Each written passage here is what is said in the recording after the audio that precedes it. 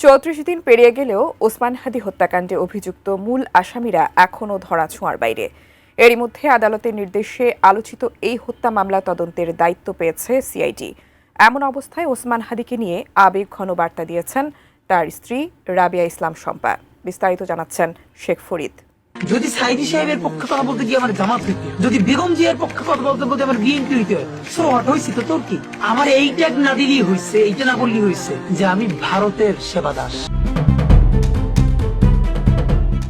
জুলাই অভ্যুত্থানে সম্মুখ সারির যোদ্ধাদের মধ্যে অন্যতম হলেন শরীফ ওসমান হাদি, যিনি ইনসাফ ভিত্তিক বাংলাদেশ বিনির্মাণ ও ভারতীয় আধিপত্যবাদের বিরুদ্ধে কথা বলেছিলেন। তবে সেই বজ্র কণ্ঠকে চিরতরে থামিয়ে দিয়েছে আততায়ীরা।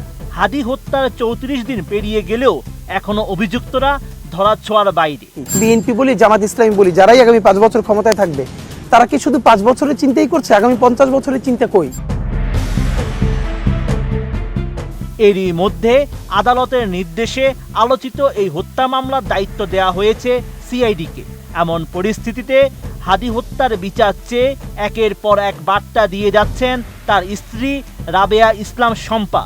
১৬ জানুয়ারি সামাজিক মাধ্যম ফেসবুকে তিনি লিখেন, রাষ্ট্রের কাছে আমি এবং আমার সন্তানের একমাত্র দাবি আমার স্বামী শহীদ ওসমান হাদি হত্যার বিচার। জাগতিক সকল চাওয়া পাওয়ার ঊর্ধ্বে ওসমান হাদি হত্যার ন্যায় বিচার। ফিনিশ আপনার ঘরবাড়ি ও আঙ্গিনার সকল কীটপতঙ্গ ধ্বংস করে।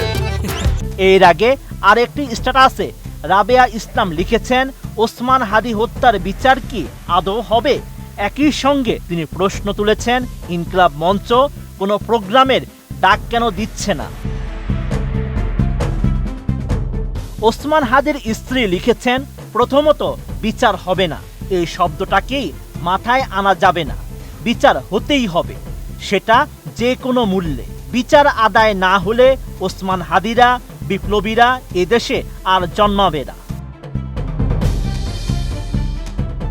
রাবেয়া ইসলাম আরও লিখেছেন, আপনারা যারা ওসমান হাদিরে শুধু তার কথা শুনে, ভিডিও দেখে তাকে এত ভালোবাসেন, দোয়া করেন, কান্না করেন, তাহলে ভাবেন ওসমান হাদির এই ভাই বোনগুলোর মনের অবস্থা কি এখন? যাদের কাছে ভাই ছিল ২৪ ঘন্টা ছায়ার মতো, তারা কোন অবস্থার মধ্য দিয়ে যাচ্ছে?